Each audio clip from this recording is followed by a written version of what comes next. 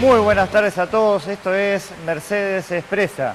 Daniel Vivaldi le da la bienvenida a este ciclo que comienza hoy, 20 de mayo de 2014. Una idea que teníamos hace rato de llevar adelante este proyecto periodístico y que hoy, por suerte, podemos dar comienzo.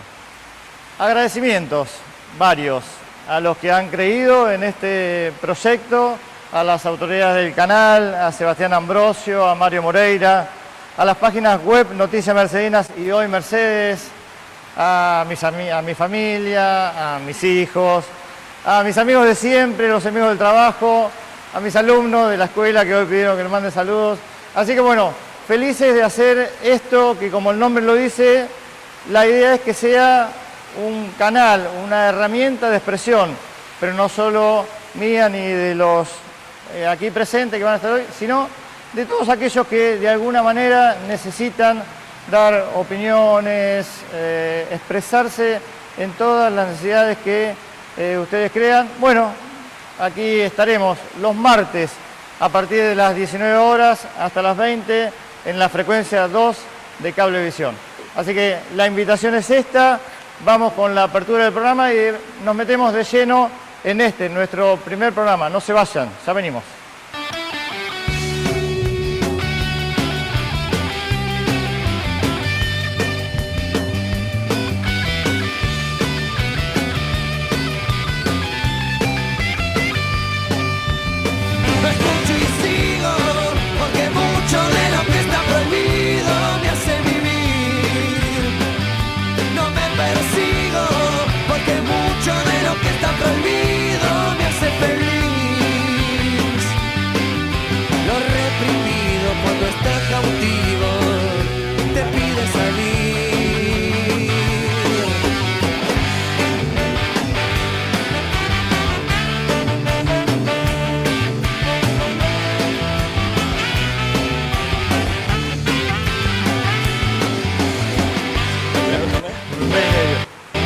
Bueno, nos metemos ya de lleno en el programa. Tema sensible hoy para tratar, el tema vivienda, lo que es el déficit habitacional. Y nos acompaña uno de los invitados que vamos a tener esta noche, Lucas Fal, gracias por venir, miembro del comité de la UCR de la Ciudad de Mercedes. Sí, bueno, Daniel, en primer lugar, felicitaciones por este proyecto que has comenzado hoy. Ojalá que puedas cumplir con las expectativas tuyas de tu audiencia y te agradezco ser invitado en este primer programa, en este primer bloque. Espero traerte suerte para el futuro. Gracias, Lucas, así sea. Como bien me decías recién, sí, bueno, yo pertenezco a la Unión Cívica Radical. Hoy estamos trabajando juntos en el espacio UNEN, ¿no?, que incluye otras fuerzas políticas también. Y el tema habitacional en Mercedes, el tema de la vivienda, es un tema que preocupa hace muchos años, no es un tema de los últimos 2 años. Y tiene algunos indicadores muy concretos, digamos, ¿no? Cuando uno se remonta, ¿cuál fue la última política real que hubo de vivienda en Mercedes? Uno se tiene que remontar a la finalización del barrio Esperanza. ¿Años estaríamos hablando? Sí, eso tiene que ser en el año 90, bueno, muchos, por cierto, 90, 92, digamos, ¿no? Digamos, a partir de ahí no ha habido ni un ladrillo puesto, digamos, en forma de programa de gobierno. No hubo desde el Estado municipal ninguna política clara con respecto a la construcción de viviendas para satisfacer una demanda creciente y que hoy se ve desbordada y lo vemos todos los días cuando Lucas, andamos por la hay ciudad. datos, cuesta, a mí en particular me costó conseguir datos de la realidad que vive la ciudad respecto de lo habitacional. ¿Se han hecho censos? ¿Hay datos fehacientes de esta problemática? Una de las críticas que nosotros hacemos al gobierno comunal tiene que ver justamente con la inexistencia de datos fehacientes, que uno pueda saber a ciencia cierta, por ejemplo, cuáles son los terrenos municipales disponibles. Si bien ahora, esto lo tengo que aclarar, hace apenas unos meses se abrió una oficina de tierras municipales que está al frente la doctora Hilaraz, gente que pertenece al espacio UNEN, el doctor Colao, el martillero Colao, en el año 2007 presentó un proyecto para hacer el Banco Municipal de Tierras. En el año 2007, vamos ya casi a 7 años de esa presentación. Recién en el 2011 se aprobó esa ordenanza y recién en el mes de junio del 2013 se puso en marcha. ¿Qué quiero decir con esto? Si hubiéramos tenido un Banco Municipal de Tierras en aquel momento 2007, hoy no tendríamos el debate de qué hacemos con las casas del Procrear.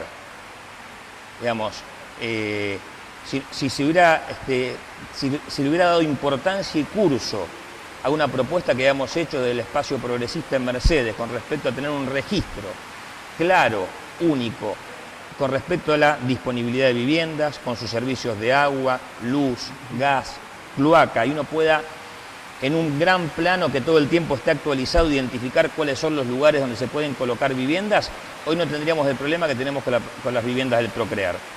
Que hay un gran debate local con respecto a si la ubicación en la calle 6 es la más adecuada, donde tenemos opiniones técnicas del Centro de Ingenieros diciendo ahí no van a soportar las cloacas, no van a soportar la luz, no va a soportar el gas, donde tenemos los vecinos de la zona también muy críticos con respecto al proyecto, donde nosotros por lo menos también vemos una incoherencia del gobierno nacional motorizando el desarrollo de los trenes y a la vez proponiendo el lugar de los trenes para hacer viviendas, donde se está planteando en 3 hectáreas 290 viviendas. Si uno lo imagina, son casi 100 viviendas por manzana.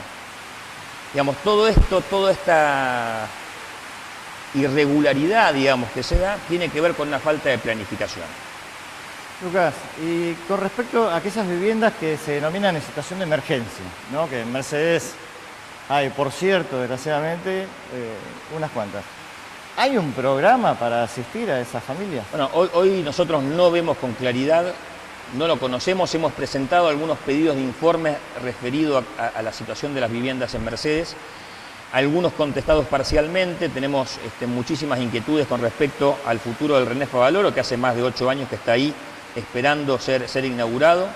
Hay un terreno detrás del Favaloro donde hemos leído en los medios que son tierras que el municipio destinaría para viviendas, pero que por otro lado tienen una opinión negativa de hidráulica diciendo que son terrenos inundables. Notamos que no hay un plan muy concreto con respecto a solucionar la vivienda. ¿Cuáles son las cosas que nosotros nos imaginamos para el futuro? Hay que reactivar rápidamente, y para el tema que vos me planteabas recién, los planes de autoconstrucción. ¿Qué es esto? El gobierno municipal o el gobierno provincial aportando la asesoría técnica y los materiales para que los propios vecinos que están en precariedad con respecto a su vivienda pueda comenzar a tener una vivienda digna y decente con el acompañamiento y la ayuda del Estado municipal, pero poniendo él en conjunto con los vecinos la mano de obra. En el gobierno de... un programa más que solidario sería, además. Y tenemos experiencias en Mercedes. Interactúan todos los vecinos en función de una causa común. En el gobierno radical de Armendáriz se hizo el barrio de autoconstrucción que está en la calle, entre las vías, digamos la calle 8, entre las vías del San Martín y el Sarmiento, la calle 101 y 103. Claro, ese barrio se hizo con la mano de obra de los vecinos. Es un barrio que está hace muchos años, que funciona muy bien. Y cuando uno habla con la gente del barrio, vive aquella experiencia con muchísima alegría porque se siente dueño de lo que ha hecho. Como que uno construye su propia casa. Construye su propia casa, digamos, esas son las cosas que hoy no vemos con claridad. Otro, reforzar el Banco Municipal de Tierras, como, bueno, por suerte el gobierno de Selva ha tomado nuestra propuesta después de varios años, para que haya un registro claro y planificado de cuáles son los mejores lugares en la ciudad de Mercedes para instalar viviendas y que esas viviendas cuenten con gas natural, luz, agua corriente, claro, los servicios necesarios, los servicios mínimos necesarios para la vivienda. Y por último, que es la fase política más importante, es tener un plan para los próximos 30 años de la ciudad. Y que los partidos políticos podamos ponernos de acuerdo, que no quedemos más presos de estas internas políticas que nos plantea el peronismo en la ciudad, y que podamos planificar la ciudad para los próximos 30 años. Y que digamos, queremos que Mercedes crezca para este lado, donde vamos a desarrollar los servicios, donde vamos a desarrollar gas natural. Queremos que el gobierno municipal pueda prescindir de estas tierras de agote donde no tiene ningún servicio y las pueda vender para poder comprar otras tierras en otra parte de la ciudad, pero con un plan. Y acá tiene que haber un gran acuerdo político entre los partidos para pensar los próximos 30 años de Mercedes y darle solución a todos los vecinos que hoy no tienen vivienda. Tomando datos de la realidad, cuando vos decís esto de un acuerdo general, parece algo muy lejos, ¿no? De verse. Ojalá, es mi opinión, ojalá me equivoque, digo, teniendo en cuenta la realidad compleja, sería importantísimo, ¿no? Lograr un acuerdo y ponerse a trabajar todos juntos en un tema tan sensible como esto, ¿no? Bueno, cuando uno está en política está para solucionar estos problemas a la gente. Hay veces que muchos de nosotros, los que no estamos hoy ni en el gobierno nacional ni en el gobierno municipal, nos da la sensación que son más importantes las disputas por los votos que las disputas por las casas. Pero bueno, en el camino nosotros trataremos todo el tiempo de dialogar y de acordar. Yo ahí sí soy convencido de que la política se hace con diálogo y con acuerdos. Los acuerdos no tienen que estar mal vistos, sino que tienen que estar vistos como políticas de Estado a largo plazo, donde principalmente los más jóvenes, los dirigentes más jóvenes, podamos ponernos de acuerdo en temas centrales que le preocupan a los ciudadanos de Mercedes. La vivienda, la seguridad, la salud, la educación, la basura. Y que una vez que nos pongamos de acuerdo con esos temas, podamos avanzar y podamos poner nuestras diferencias sobre la mesa, pero todo el tiempo estar poniendo sobre esas diferencias esos acuerdos que tengamos. Yo creo que cualquier dirigente político que se siente te va a decir que está preocupado por la vivienda, nadie te va a decir lo contrario a eso.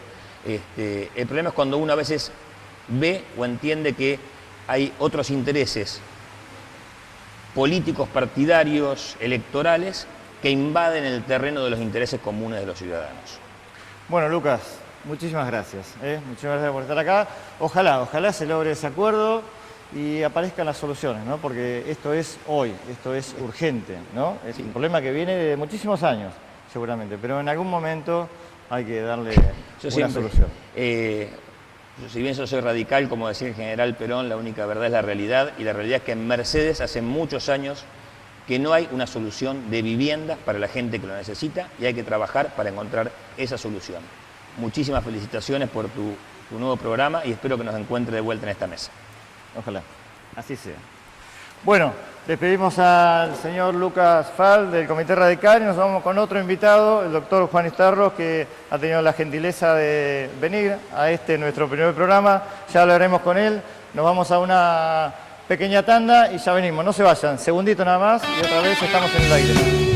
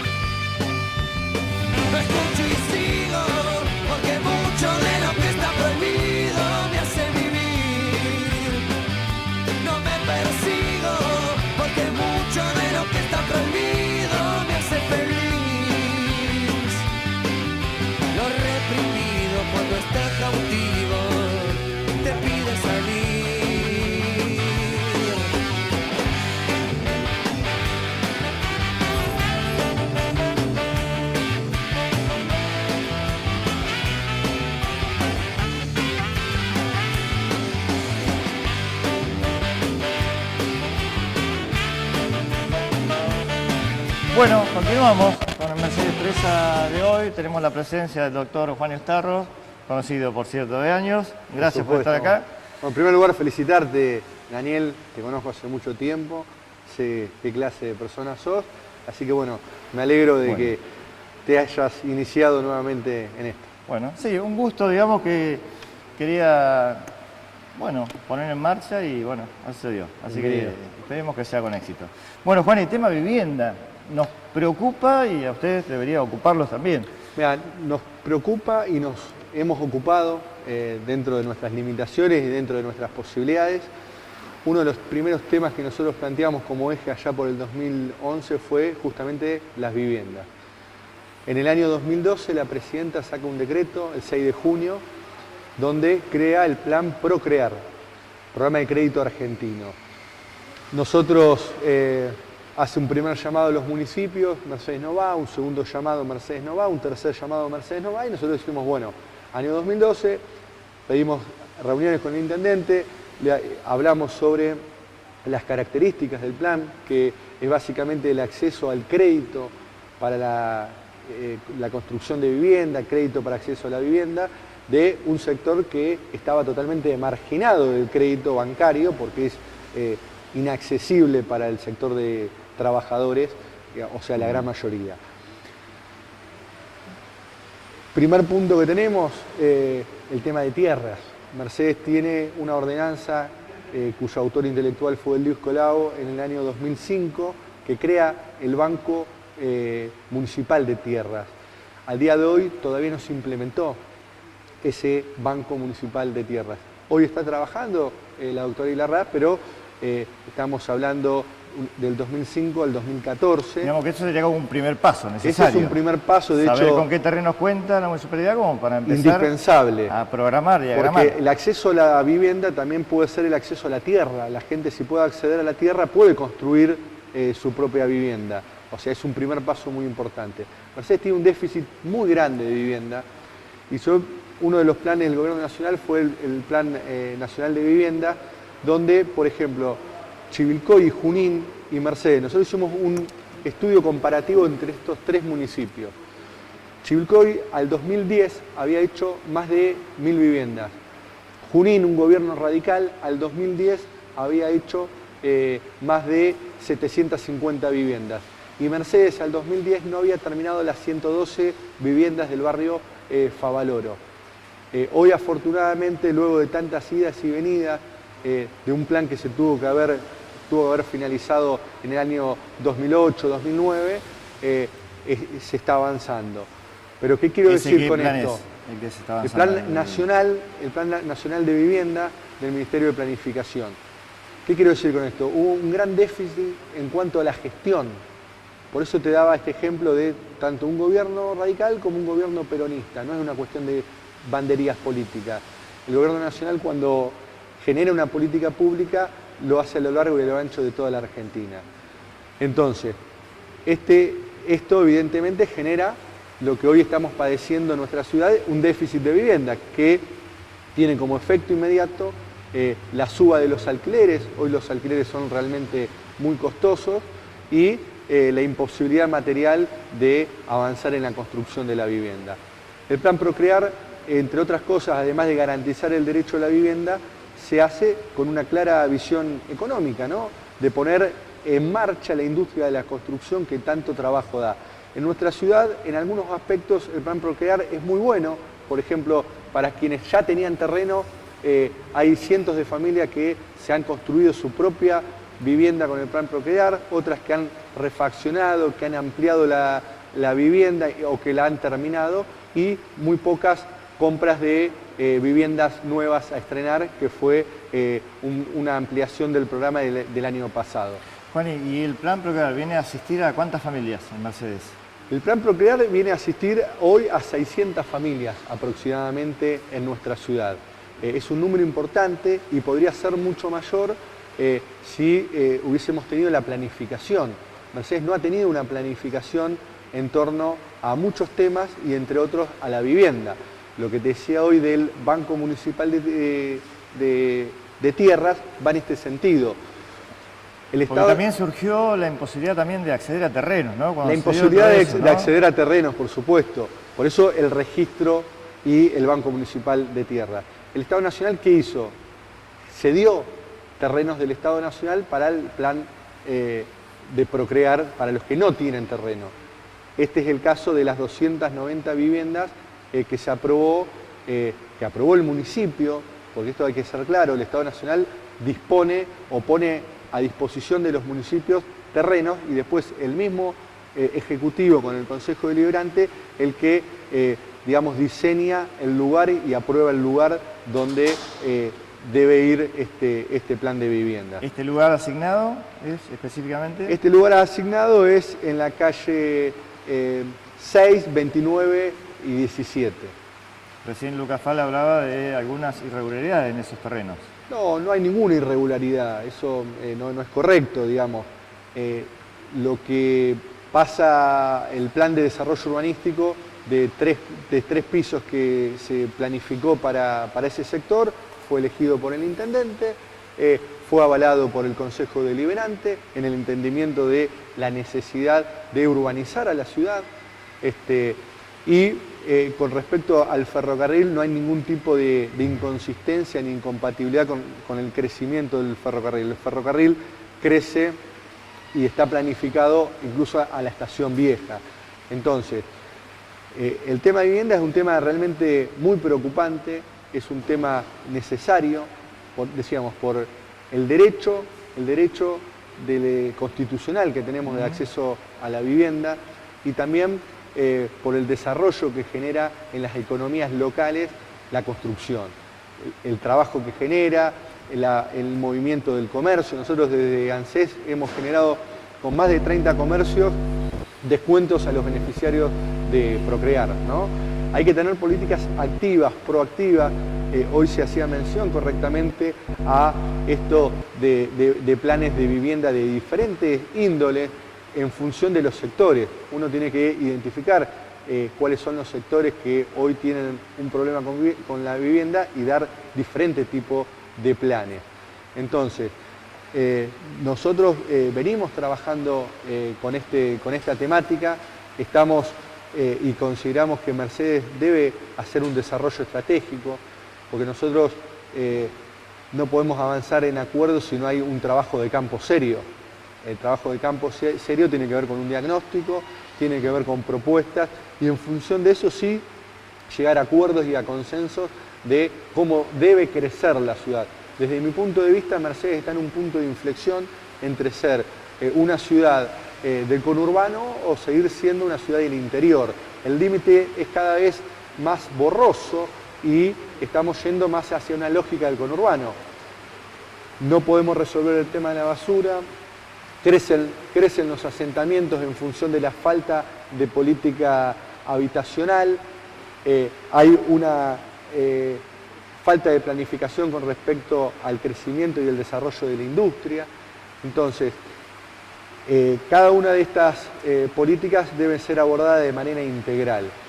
Bueno, y sin entrar y sin querer ahondar en el tema de la interna, que está muy claro que vive el peronismo en la ciudad de Mercedes. No, pero no hablemos de eso. Voy a hacer una aclaración. No hay una interna del peronismo. Hay un espacio que está identificado como el Frente Renovador y hay otro espacio que es el Frente para la Victoria. Digo, eso es, digamos, un lugar... interna hubo en el 2011. Ya en el 2013... Pero yo quería ir a esto, Juan, que no haya venido gente del Ejecutivo, que fue invitado, y le decimos a la gente que, además de lo que ustedes vinieron, nos espera el señor Walter Altaviz también de Frente Izquierda, hemos invitado, lógicamente, a gente del Poder Ejecutivo, porque es quien hoy tiene la responsabilidad de llevar adelante todo lo que tenga que ver con la vivienda. Bueno, no han podido venir, quizás no hayan querido venir, cada uno tiene el derecho de elegir, pero digo, quizás sea porque deja a las claras esto, la inacción por parte del gobierno municipal. Yo te voy a dar un ejemplo para no herir susceptibilidades. Acá en Mercedes hizo un plan de vivienda en la gestión de Selva, que es el barrio 12 de octubre, ¿no? Ese barrio se hizo con fondos del Estado Nacional que lo administró el Instituto Provincial de la Vivienda. Cuando lo administró el Instituto Provincial de la Vivienda, el plan de vivienda se hizo. Están hechas las viviendas. ¿25 familias? ¿25 casas? No. Aproximadamente casi 90 viviendas. Ah, el de 90. Después, las 112 del barrio Favaloro, fondo del Estado Nacional, administrado por el municipio, no se hicieron. Año 2006, se tuvo que haber finalizado 2008. Y no se hicieron. Entonces, cuando se monitorea, un poco la cosa va por los caminos. Ha habido un problema muy grande con respecto a las licitaciones 3 empresas, licitaciones desiertas, empresas que empezaban, que se iban, que dejaban las cosas a medio hacer. El Estado Nacional ha hecho un esfuerzo muy grande. Tuvo que volver a invertir dinero para finalizar esas viviendas cuando ya lo había destinado. Dinero que ya había llegado acá. Que ya había llegado el dinero. Entonces, para salir de esa polémica, porque nos quisieron endilgar a nuestro espacio político cuando nosotros nacimos a fines del 2010 y esas viviendas ya tendrían que haber estado terminadas, o sea que desde el punto de vista cronológico es imposible achacarnos responsabilidad. Sin embargo, esto se utilizó en términos políticos, bueno, pasó, digo. Ahora hay que mirar al futuro, ahora hay que mirar a la ciudad y el primer punto es hacer un buen diagnóstico, ver de qué déficit habitacional estamos hablando en la ciudad de Mercedes. Nosotros hicimos el último relevamiento que nos da en el orden de las 3.500, 4.000 viviendas un déficit habitacional. Un déficit habitacional grande. Mercedes, como te decía, en estos últimos 10, 11 años prácticamente no ha realizado planes de vivienda. Estamos hablando de 3.500, 4.000 familias. Suipacha, San Andrés de Giles, digo, municipios cercanos que vos ves que han triplicado, cuadriplicado la cantidad de viviendas realizadas y con poblaciones 3 veces menor a la de nuestra ciudad. Entonces, bueno, ¿ahora qué hay que hacer? Bueno, ahora hay que avanzar. Por ejemplo, nosotros hicimos una propuesta concreta en el Consejo Deliberante para poder acceder a la tierra.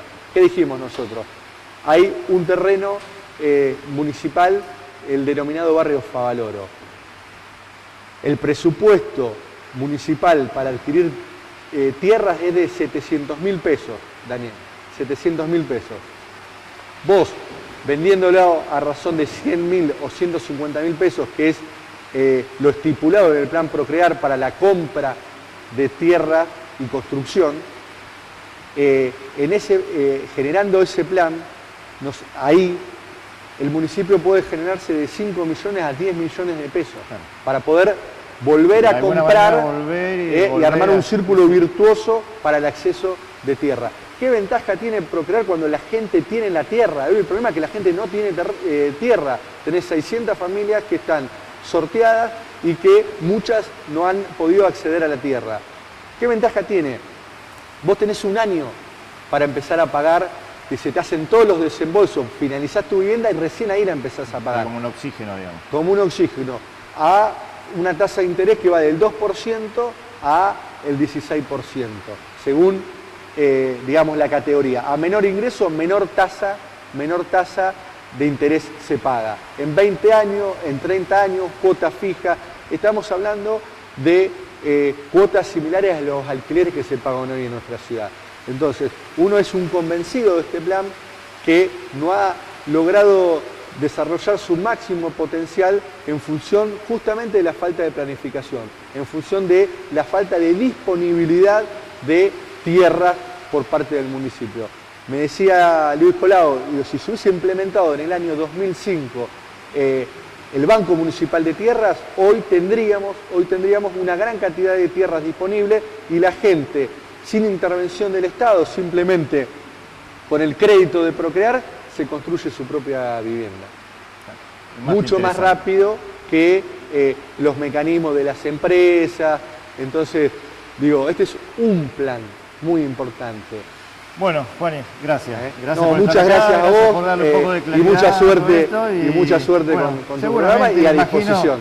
Que lo vamos a estar viendo porque la idea es ir tratando temas tan sensibles, ¿no? Que le preocupa a la gente y bueno, y a nosotros por ahí, a ustedes más que nada, la idea de ocuparlos.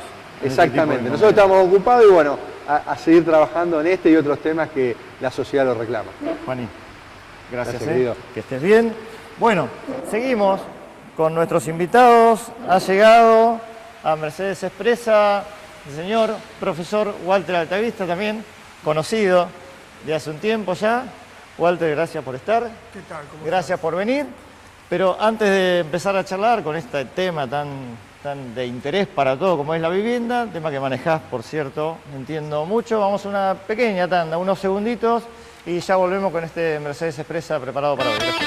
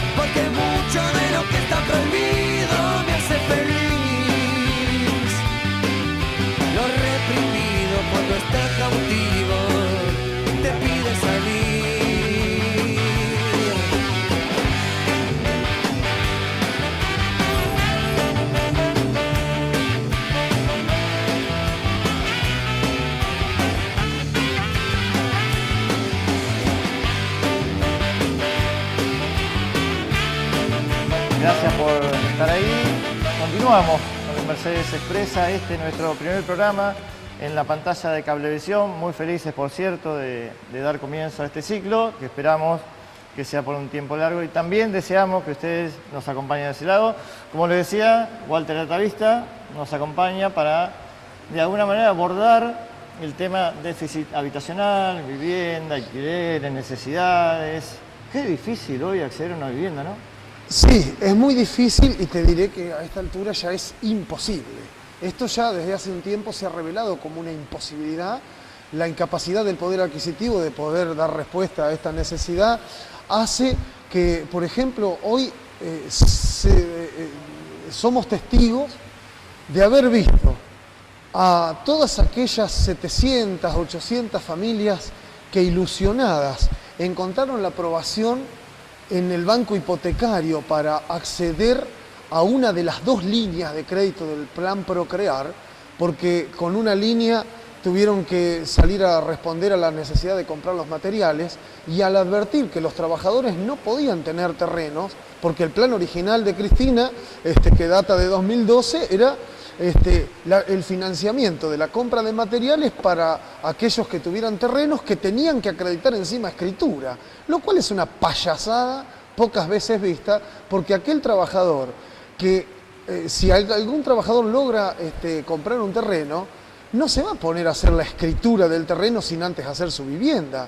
Hay una escala de necesidad de la primera, la construcción de la vivienda, la colocación del techo, casi te diré un poco más si se coloca el techo antes que las paredes, y la escritura es un trámite que el trabajador casi no realiza, y por esa razón la Dirección Provincial de Tierras, para proteger la vivienda del trabajador, al no tener escriturado, lo que hace es arbitrar los medios para que sea declarada como bien de familia, para que nada ni nadie la pueda enajenar, justamente porque los trabajadores no tienen escritura. Por lo tanto, esto de que se le iba a financiar para construir viviendas sobre un terreno con escritura fue un absurdo que el propio gobierno tuvo que desdecirse y tratar de lanzar una solución, porque ¿cuál fue la respuesta a esta marginación en la que quedaron los trabajadores?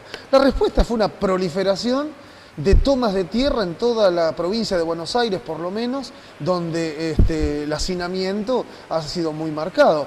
Sí, la provincia de Buenos Aires, donde hemos tenido, pero también ha habido en Salta y también ha habido en Neuquén, con procesos de represión, es decir, con situaciones realmente dramáticas, y donde el gobierno que reveló que pretendió dar una respuesta o al menos poner un paño frío a un problema que había sucedido en el 2010. Un año y medio antes del anuncio del plan Procrear había sucedido la toma allí en Villa Soldati, la toma del Parque Interamericano, el Indoamericano, que puso de relieve la incapacidad del gobierno por concluir los planes de vivienda y por otro lado el faltante de viviendas en toda la Argentina. Entonces hoy tenemos una tercera versión del plan Procrear, donde hay una gran cantidad de vecinos que quedaron aprobados por el banco hipotecario para un crédito a largo plazo, en una línea que no es la de la construcción de la vivienda, sino la de la compra del terreno. Pero quedaron con el certificado para salir a comprar los terrenos y en el mes de enero, porque la aprobación fue en diciembre, en el mes de enero se encontraron con que las inmobiliarias habían elevado el valor de los terrenos a un nivel inaccesible y que se escapaba las posibilidades de compra con ese crédito. Hoy ya tenemos cerca de 3 meses, 4, que están deambulando los tenedores de esas certificaciones sin poder comprar terreno y con algunas dudas y algunas ingenuidades, como por ejemplo la pretensión de querer comprar terrenos fiscales, cosa que no sé hasta qué punto se puede instrumentar. El terreno fiscal es el trámite, no se puede ejercer una venta directa, es similar al de una licitación. El trámite que correspondería para la venta de un terreno fiscal sería el remate judicial. La municipalidad tiene que hacer un llamado a herederos, titulares y herederos del bien que se supone se va a lanzar al mejor postor, y después que da cuenta y que agota la vía administrativa, tiene que darle cuenta a un juzgado civil y comercial para que, bueno, convoque a los profesionales que correspondan, que den el visto bueno de que esas tierras no son de nadie y a partir de ese momento se procede al remate judicial. Ahí sí recién interviene el mejor postor. Pero en este caso terminamos con un triple problema. Los beneficiarios siguen deambulando sin poder adquirir terreno, la devaluación galopante le ha licuado ese fondo para poder comprar el terreno, en una inflación dolarizada el terreno se hizo inaccesible, quedó en la cartera de clientes del banco hipotecario, supongo como un cliente con un saldo deudor. No puedo creer que ese vecino está registrado en el banco como un potencial cliente. Del momento que el banco lo aprobó después de la entrevista, lo ha transformado en cliente. ¿Y dónde va a estar? En carácter de cliente seguramente andará muy cerquita del renglón de clientes que apenas se consolide la compra, pasará a ser deudor de las cuotas que corresponde y que estén en el acuerdo. Bueno. Y por otro lado, tenés el problema de tenés una radiografía, tenés un municipio, perdón, que me había olvidado de este detalle, un municipio que ya orejeó las cartas y mostró en esas cartas en la mano, mostró un as que tiene en la manga el municipio para transformarse en una inmobiliaria paralela, donde Selva en un momento anunció la posibilidad de que el municipio salga a vender terrenos, con lo cual el municipio justifica el secreto que ha tratado de tener hasta el momento de no dar a conocer nunca dónde están los terrenos fiscales en Mercedes. Y ahora con la posibilidad de la venta aparecen esos terrenos. Y claro, ahora aparecen los terrenos y el municipio se transforma en un competidor de las inmobiliarias y de las mafias de los terrenos que han estado operando con la venta indebida de terrenos asignados en su momento a la urbanización, que fueron planes de obras abandonados y que vienen de hace 40, 50 años siendo vendidos por familias que se han constituido en mafias verdaderas porque evidentemente tienen ramificaciones en el poder. Es decir, el rol del fiscal Luis Baraldo Victorica en este sentido es penoso, es el peor ejemplo que puede tener una ciudad con departamento judicial como Mercedes y el peor ejemplo que puede tener un estudiante de abogacía, ¿no? Es decir, nunca sean como el fiscal Baraldo Victorica, porque en este sentido los procedimientos para mantener el reconocimiento de la tierra indebida a gente que jamás lo había comprado son escalofriantes y escandalosos. En este sentido, el municipio tenés un cuadro. La gente sigue sin acceder a la tierra.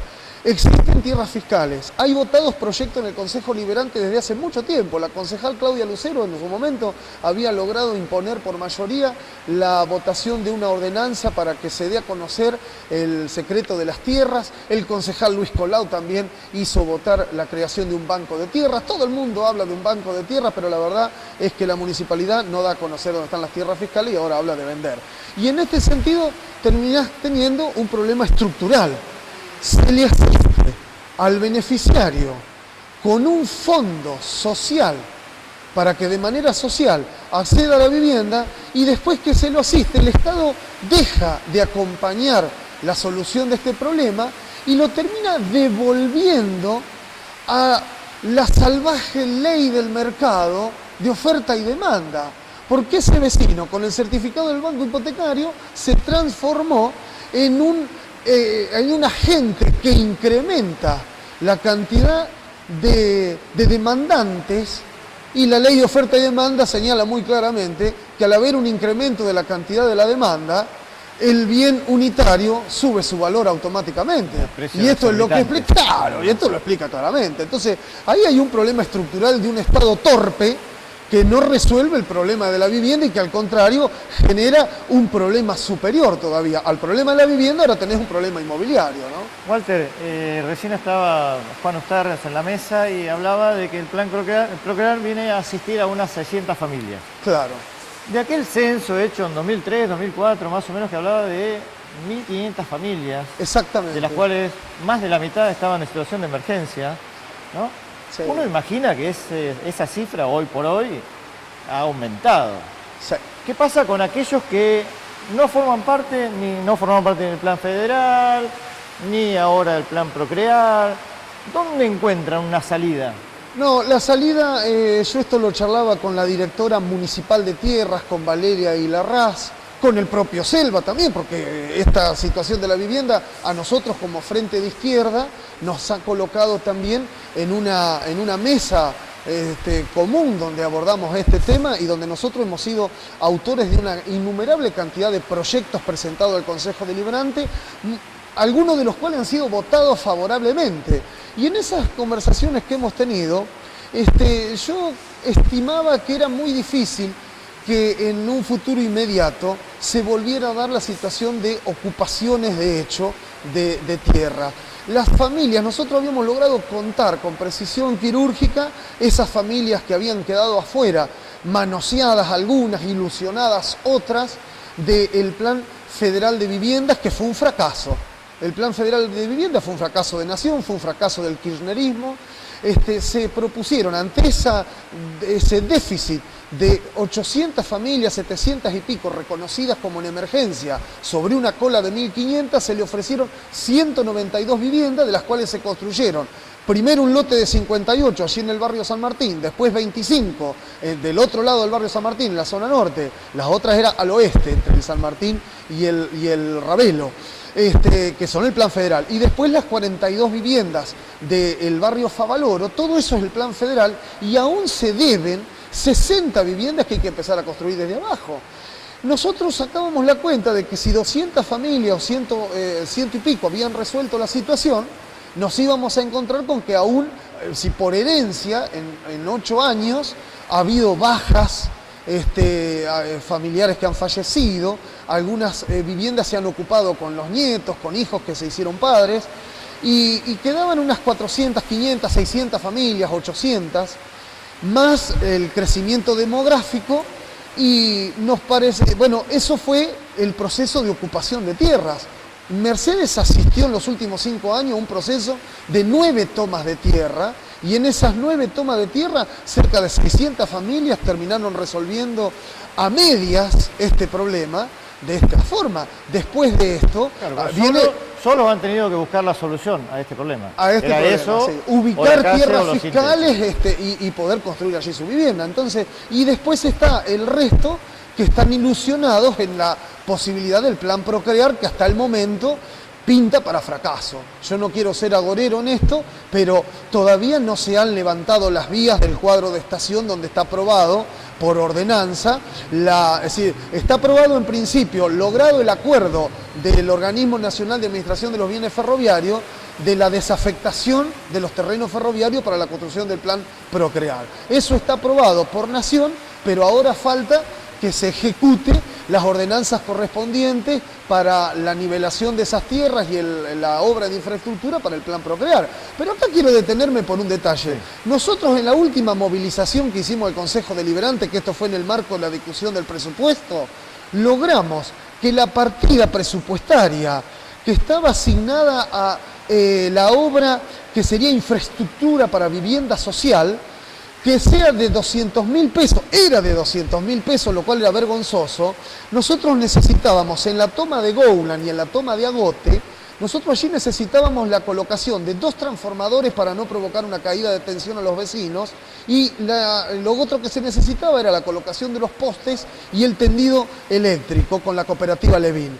Esta obra tiene un costo de 400.000 pesos, 450.000 pesos en total, considerando un montón de factores, porque en su momento 200.000 era el valor del transformador cuando tuvimos la entrevista con la Levín el año pasado, y con la movilización logramos modificar esta ordenanza y hacer que el Consejo Deliberante abra un cuarto intermedio, debata con los vecinos, con nosotros, particularmente conmigo. Esto lo hicimos con los presidentes de los bloques en el marco de la sesión del presupuesto, y logramos una gran victoria que hoy nosotros enarbolamos como bandera, que es haber conseguido que para financiar las obras de la luz en Goulan y en Agote se asigne una partida de 800.000 pesos.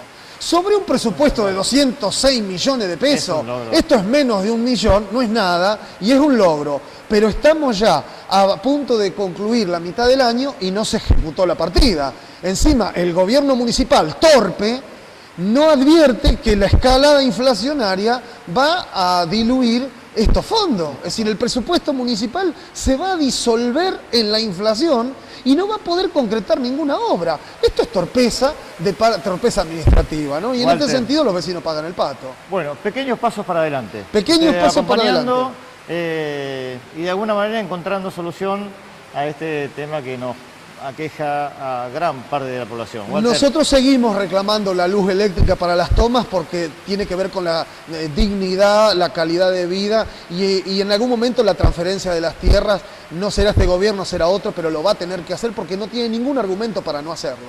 Bueno, desde ya, muchísimas gracias, Muchas la gracias claridad a de ustedes. siempre y bueno, nos estaremos viendo seguramente Por supuesto. con esto. Bueno, mientras nos despedimos de Walter Altavista, que ha tenido la gentileza de estar en Mercedes Expresa, comentarles también que la dinámica del programa tiende a no solo hablar de la política, sino poner en marcha un segmento cultural, ¿sí? Y para este segmento cultural hemos estado hace un par de semanas en el bar Humedad, un lugar muy lindo para estar con amigos, un lugar de amigos, por cierto. Hicimos una nota con el líder de la banda de rock Las Manos de Filippi, el señor Cabra de Vega, que hablaba de todo un poco y también de esto que dimos acá como tema principal, que es la vivienda. Así que compartimos unos segunditos y ya la charla, la entrevista que tuvimos con el líder de Las Manos de Filippi, banda importante del rock nacional, por cierto. Ya venimos.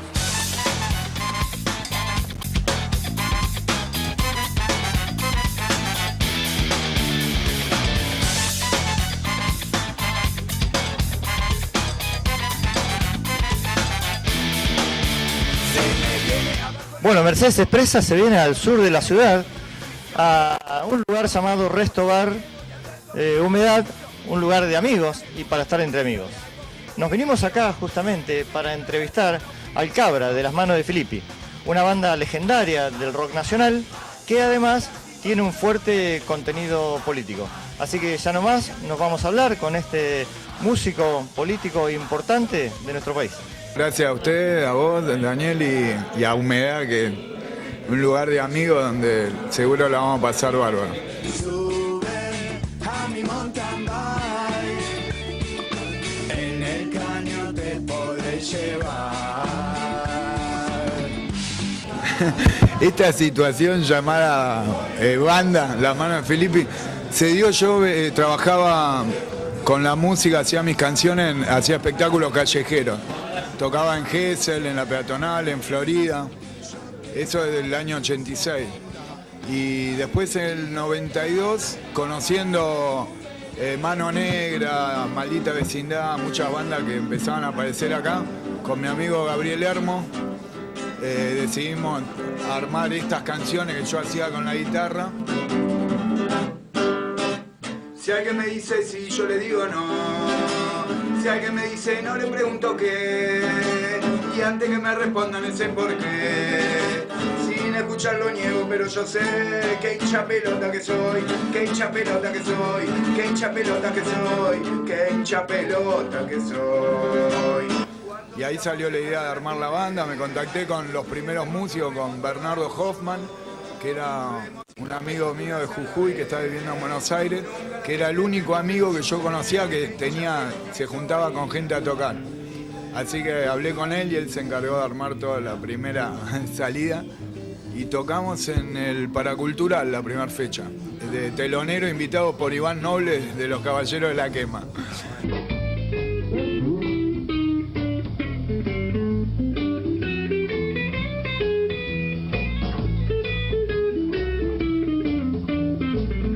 ¿Cómo salió el nombre? Y el nombre salió estábamos en Gesell, yo estaba trabajando ahí con Gaby en la Peatonal y parábamos en un albergue, que era un colegio que en verano ponían camas en las aulas y iba la gente a dormir, un dormidero popular.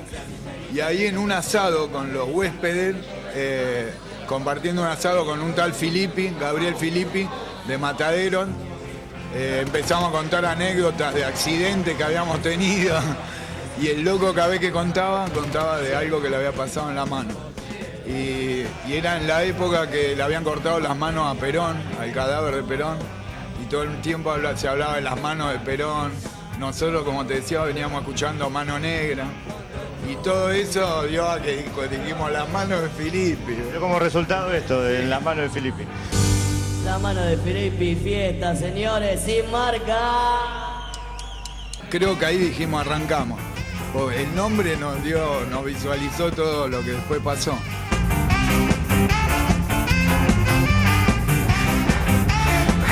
Cuando arrancamos en ese momento sabíamos que era algo de lo que íbamos a disfrutar. Hoy estamos disfrutando de cosas que no sabíamos que eran esas, pero hoy estamos disfrutando de tener 22 años de experiencia en la banda, de aprender a trabajar, de poder haber acompañado a la banda todo nuestro crecimiento también como personas, más adultos. Eso creo que es lo que hoy estamos disfrutando.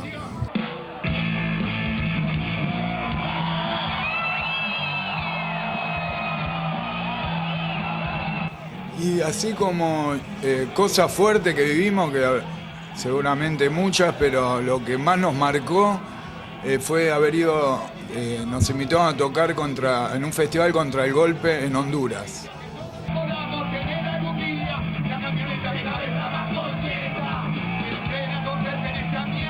Y bueno, y fuimos y vivir la experiencia de toda esa gente en la calle. Fue un festival de 100.000 personas con estado de sitio. Parecido a cuando acá De la Rúa quiso poner el estado de sitio. Sí, como que en esa situación, eso como volvimos todos de Honduras con un nivel, nos nivelamos políticamente. Como que fue una experiencia política muy, muy fuerte que a todos nos sacudió y volvimos en ese sentido muy en la misma frecuencia. Con eso nos reforzó nuestro pensamiento político, nuestro debate continuo que tenemos en las manos. Vos sos un laburante y después de esta masacre como tal hay que plantarse, juntarse y organizarse. Aprendimos que conviene que vaya separado, porque nosotros después de Cromañón empezamos por primera vez a intentar juntarnos los músicos en organizaciones políticas, no organizaciones culturales o artísticas. Y creo que hay que separar lo artístico y lo que es el laburo de cada músico, y después por otro lado la parte política, en donde los músicos todos, no solo los que canten música de protesta, tienen la obligación de organizarse, luchar por sus intereses, luchar por sus derechos, y después para poder liberar la parte musical, porque hoy en día no todos tienen la suerte de hacer música libremente, nadie, digamos, pero no todos se dan el lujo de tener una banda independiente. De clasificar, viejita, etón, cumbiero, punk, de igual a igual, todos juntos por la libertad. Y la teoría de la futbolización es otra huevada, es pura evasión, el no hablar de Ibarra, el no meter presión para que vaya preso lo que representa a la nación. Entonces creo que después de Cromañón acá se marcó la diferencia. El músico, por un lado, es un trabajador, y como trabajador tiene que tener su organización política, su lugar donde organizarse como trabajador. Ir a trabajar, uno no es un cobarde, no, por no salir a transpirar, con la pala y el balde, solo lo que se seca no alcanza, el calor del mediodía y el hambre, y las ganas de ir corriendo a mi casa. A tu entender, la privatización de la cultura rockera.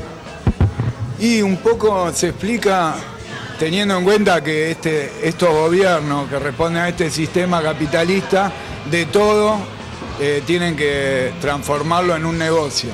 El fútbol en sus comienzos era una actividad cultural del barrio que servía para juntar a los pibes y que hagan un deporte. Este sistema y estos gobiernos y todo esto llegó al que hoy el fútbol sea uno de los negocios más crueles que existen, donde entra la policía, los barra brava, los gobiernos, están todas las mafias metidas. Entonces la música y el arte, si no se defiende, no se lucha contra la privatización, va camino a eso, va camino a que el día de mañana sea un negocio en el que mete la mano la policía, los barra brava del rock los políticos, y ya sin que todavía haya pasado, hoy en día el gobierno, sobre todo el gobierno kirchnerista, demostró cómo la política de cooptación de artistas, y que te hace creer que solo el gobierno tiene el derecho de apoyar a los artistas que apoyan su política. Quizás busques otra cosa más grosa. Yo te garantizo onda de onda. Esa cultura que no está privatizada, que sería pública, el gobierno lo que hace lo canjea por apoyo político a los músicos. Pero por un atraso que tienen los artistas, no se logró nunca poder defender también a la cultura y defender eso, que el derecho que tiene el Estado de brindarle cultura a los jóvenes. Porque también con el discurso este que el artista es un loquito, no es un trabajador, es alguien que está por encima de las clases sociales, eso hizo que hoy la gente no entienda que la cultura es un derecho que los jóvenes tienen que tener para ir a ver a sus bandas gratuitamente, para estudiar música o para hacer lo que sea. La lucha es ganar conciencia de clase, entender que los músicos y los artistas son trabajadores.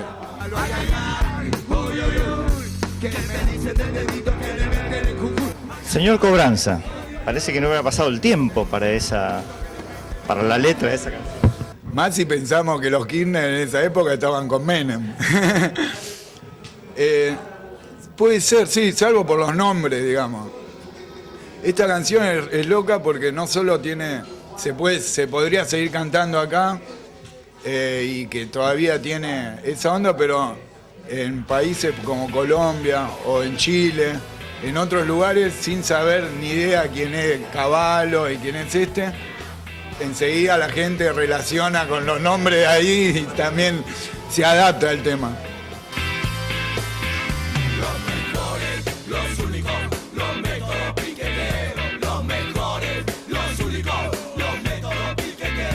Los piquetes. ¿Vos entendés, como dice la canción, que son los mejores métodos para la protesta? Yo creo que sí, y que es el método que también no te queda otra, digamos, porque es la única forma de llamar la atención del poder o de... Lo que pasa es que también se avanza en un momento en donde te están manejando el tema de los linchamientos, la bronca mal dirigida, aprovechan esa bola de confusión para avanzar con esto de regimentar la protesta, que es algo que lo quieren hacer hace años, digamos, no es algo nuevo. Es obvio que lo hacen porque saben que se vienen las protestas y los